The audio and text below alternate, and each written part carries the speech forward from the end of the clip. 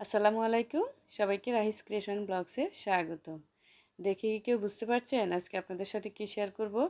হ্যাঁ, আজকে আপনাদের সাথে শেয়ার করব শীতল ভুনা রেসিপি, যেটা হচ্ছে শীতল শুটকি। আজকাল দেখা যায় অনেকের বাসায় অনেকেই জ্বরে আক্রান্ত, তাই তাদের মুখের যে রুচি সেটা নষ্ট হয়ে যাচ্ছে, খেতে চাচ্ছে না। তো আমি ভাবছি আজকে আপনাদের সাথে একটা মজার শুটকি ভুনা রেসিপি শেয়ার করব। তাহলে চলুন রান্নাটা শুরু করা যাক। প্রথমে দেখতে পেয়েছেন আমি 3টা শীতল নিয়েছি। এটা কিন্তু পুঁটির শীতল না, এটা হচ্ছে বাঁশপাতার যে শীতল সেটা। তবে এটা দিয়েও ভালো হয়, তবে সবচেয়ে বেশি ভালো হবে যদি আপনারা পুঁটির যে শীতল সেটা নেন। এটা দিয়ে অনেক মজা হয়েছে ভর্তাটা, সেজন্য আপনাদের সাথে শেয়ার করছি। প্রথমে আমি একটু গরম পানিতে শুটকিটা 15 মিনিট ভিজিয়ে রেখেছিলাম, কুসুম গরম পানি। এরপর দেখতে পেয়েছেন কিভাবে আমি শুটকিটা পরিষ্কার করে নিয়েছি, পেটটা থেকে ময়লা ফেলে দিয়েছি। এরপর এখানে আমি একটা বাটি নিয়ে নিয়েছি, সেখানে দিয়ে দিয়েছি 3 চামচ মরিচের গুঁড়ো আর 1 চামচ হলুদের গুঁড়ো দিয়ে তারপর একটু পানি দিয়ে মশলাটা মেখে রাখছি, যাতে বাটা মশলার যে স্বাদ সেটা পান। এরপর এখানে দেখতে পাচ্ছেন আমি শুটকিগুলো সুন্দর করে পরিষ্কার করে নিয়েছি, মাথাটা ফেলি নাই, মাথাটা এমনিতে পরিষ্কার করে নিয়েছি রসুন, নিয়েছি পেঁয়াজ কুচি এবং নিয়েছি কিছুটা কাঁচামরিচ।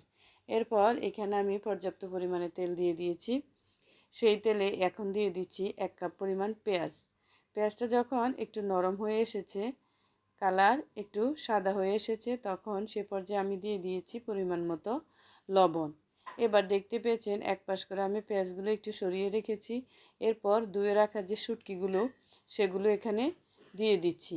দেখতে পাচ্ছেন আমি শুটকিগুলো কিন্তু পরিষ্কার করে ধুয়ে নিয়েছি, আঁশ ছাড়িয়ে নিয়েছি। এরপর এখানে শুটকিগুলো দেওয়ার পর 1 মিনিটের ভিতরেই কিন্তু এগুলো মেল্ট হয়ে গিয়েছে। দেখতে পাচ্ছেন আমি এখন এগুলা শুটকি যখন মেল্ট হয়ে গিয়েছে, তখন আমি এটা পেঁয়াজের সাথে ভালোভাবে মিলিয়ে নিচ্ছি। এখন দেখতে পাচ্ছেন আমি যে শুটকির কাটা, লম্বা কাটাটা ছিল সেটা তুলে নিয়েছি, আর বাকি কাটাগুলো কিন্তু এমনিতেই পেঁয়াজের সাথে এগুলো মেল্ট হয়ে যাবে, এগুলো আলাদা করে আর ফেলতে হবে না। এরপর যখন শুটকি এবং পেঁয়াজটা একটু বুনা বুনা হয়ে এসেছে, একটু ব্রাউন কালার হয়েছে, সে পর্যায়ে আমি আগে থেকে মেখে রাখা সেই মরিচ এবং হলুদের যে মিশ্রণটা সেটা এখানে দিয়ে দিয়েছি।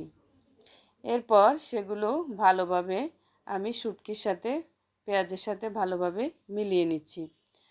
মিলানোর পর এরপর দেখতে পাচ্ছেন এখন কালারটা কতটা সুন্দর এসেছে। এভাবে আস্তে আস্তে কিন্তু এটা খুব হাই হিটে রান্না করা যাবে না, মিডিয়াম টু লো আছে এটা রান্না করতে হবে।